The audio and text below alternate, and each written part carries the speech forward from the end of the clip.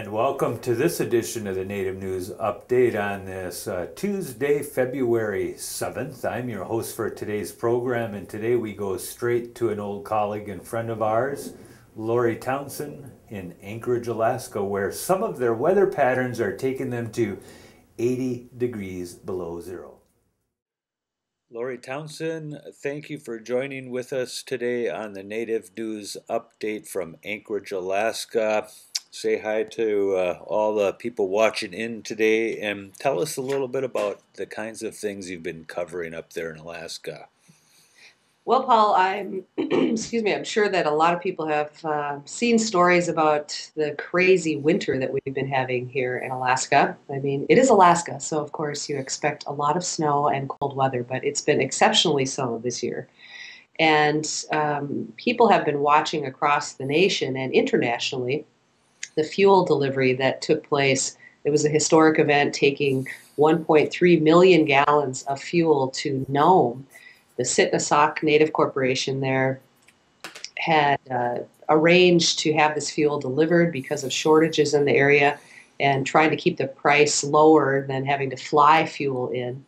So they arranged to have this tanker, a Russian tanker, bring fuel to Nome, and the Healy, the American icebreaker, accompanied the Renda, the tanker, and they made it to Nome safely. It was quite an effort and took a lot more. Almost got frozen in or stuck from what it sounds like. A pretty Yes. difficult task of breaking the ice in and out and everything else. I think there was a lot learned about ice and ice conditions and what this could mean for future shipping efforts. They did come to a stop on more than one occasion, and crew members talked about the tremendous noise of going through the ice and how people had to wear earplugs or walk around with their hands over their ears because of the scraping and squealing of the ice. So it was an enormous effort. And fortunately, all went well. They got there, were able to deliver the fuel. There were no spills.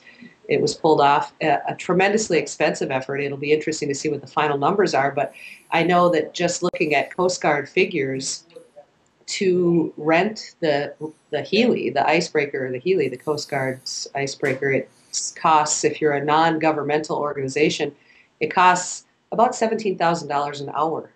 So the expense of this will be millions of dollars. So I it'll mean, be interesting to see how it all kind of balances out in and the it's end. not the only community I've heard is running out of fuel. Is that true?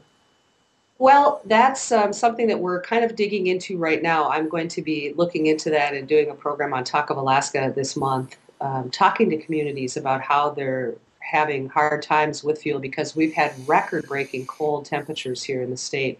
Tell Um, us what those temperatures were here in northern Wisconsin. We're used to winter. We don't know what happened to it. And over in well, Europe, and in Europe and Siberia, they've had what 300 deaths, people freezing in their unheated houses. Uh, what's the temperature in your area? It's been deadly. I can tell you where Wisconsin's winter went. It came to Alaska because we've been doubling up this year. I'm sure of it. We had temperatures of 65 below in Galena, interior Alaska, last weekend, and there was also temperature extremes on the North Slope that were heading towards a record, a national record of 80 below, when the temperature reading gauge broke You right can't before it was officially recorded at 80 below. you can't even rub noses when it's 80 degrees below zero, is it? Without being in danger of being frozen? Your nose might break off. I don't know, but also in even in Anchorage, in South Central Alaska, here we've had extreme cold through the month of January. Our average temperature didn't get above about 2 degrees. We had a lot of days at 15, 20 below, and in Fairbanks, their average daily temperature in the month of January was 27 below zero. That was their average daily temperature. Let me make what might be a real stupid observation, but I suspect that those traditional native people who are still embracing the closest thing to traditional native housing are doing better than the ones that are in regular housing and HUD homes. Well, that's an interesting question. There's the Cold Climate Research Center is working on some sort of innovative housing ideas that incorporates old concepts such as sod homes and homes that are partially earth sheltered.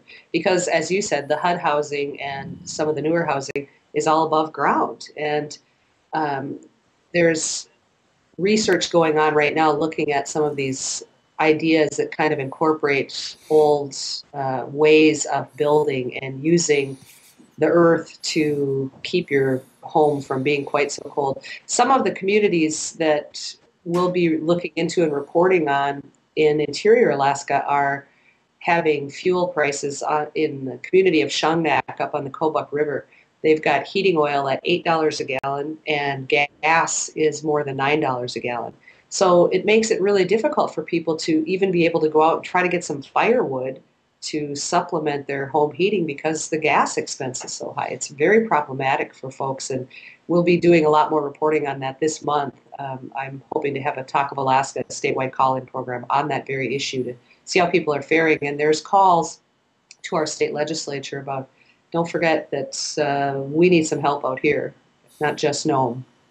Right. Okay. You've got some other things going on in Alaska with sea otters being delisted, just like the wolf has been delisted in many Great Lakes states. There's now the debate about hunting and everything that goes with that. Tell us what you know about sea otters. Well, there's some sea otter populations in southeast Alaska that have become so populous that they are impacting, according to crabbers and shellfish gatherers, that they're impacting crab and shellfish so much that there's a call to broaden and liberalize the hunting of sea otters. Only Alaska Native people can hunt and use those pelts, but the legislation that's being proposed right now is somewhat controversial in the Alaska Native community because part of it calls for allowing the sale of entire pelts, which right now, when you buy any kind of fur, or if you want to buy baleen from whale or bone, it has to be worked in some manner. Alaska Native people have to either do some scrimshaw on that or some kind of working. You can't just buy raw materials. And of course, the reason for that is because they don't want raw materials ending up somewhere where somebody claims to be making authentic Native art and it's just imitation. And that's the concern with this latest bit of legislation. Although there's support for the idea of building more sustainable economies for Native people by allowing them to gather more pelts and make more things out of those for sale.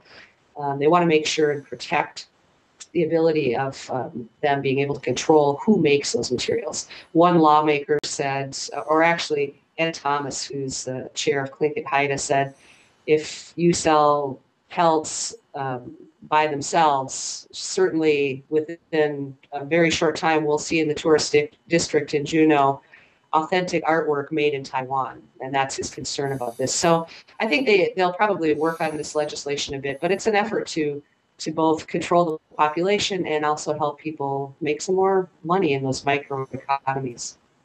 Okay. And I was reading a little bit about some Tlingit language preservation with some issues. Tell us a little bit of what you know about that. Yes, there's a story coming out of KCAW in Sitka, one of our member stations, about a new Tlingit encyclopedia that local scholars, Tlingit scholars, are scratching their heads over because they can't recognize the words. And the compilation of this supposed language encyclopedia was developed by a woman who lives in New Zealand and uh, read a book and, about the Tlingit people and decided she was so interested in it. And she's not just she does have some scholarly credentials, but she just approached this in kind of the wrong manner. And so people were very surprised when this book came out because, as the scholars in Southeast Alaska said, this community isn't that large that anyone working on language preservation efforts, especially the Tlingit language, they know who those people are.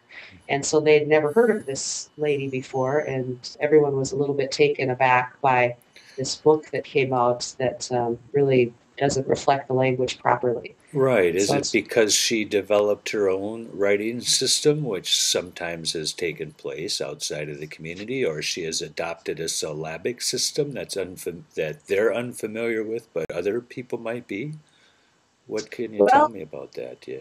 she she used uh,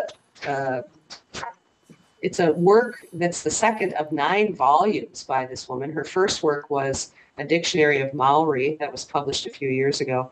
And she was born in New Zealand, grew up in Samoa, and apparently has an aptitude for language. But she started looking at some old work that was early Okay. ethnographic efforts of Tlingit language. And so I'm not sure about what she did in the translation or the interpretation of that, but she Sure. used one, it appears that she used one body of work to base this encyclopedia on. And Right. It there's some it trouble with it might be the old discussion between the Dutch system, Baraga's system in the Great Lakes, double vowel versus phonetic, and those kinds of things, where someone's developed something that's just simply unfamiliar, and maybe in the long run that still could be overcome. On the other hand, it might not. yeah. Anything else in about a minute and a half that we've got left today to talk? What's coming out of Alaska? What should we be looking for? The dog sled race is on. When will spring break? And we'll get our winter back, and you'll get your warmer weather. Well, it's amazing right now, the amount of snow that we have just in Anchorage. The side streets are like goat paths. You can't, if there's a car coming, you have to pull over because there's not enough room for 2 cars to pass down a street. Snow is piled everywhere. I have no idea what breakup's going to be like, but it'll definitely be interesting this spring. But I anticipate that dog mushers across the state are thrilled because there's a tremendous amount of snow for a lot of the races that are taking place right now across Alaska, and we're gearing up Right. for Rondi and also the Iditarod's coming in March. Well, we want to keep track of the Iditarod, especially if because we've always had native people involved in that, and the specialty dogs out of Alaska, the husky, and all that kind of a thing. Keep track of it, and thanks for joining with us again today, Lori. Thanks, Paul. And that is another roundup of news from Indian Country on this edition of the Native News Update. We want to thank you for joining with us, and remember, we're having a live stream this Saturday, February 11th, of the LCO Social Winter Dance.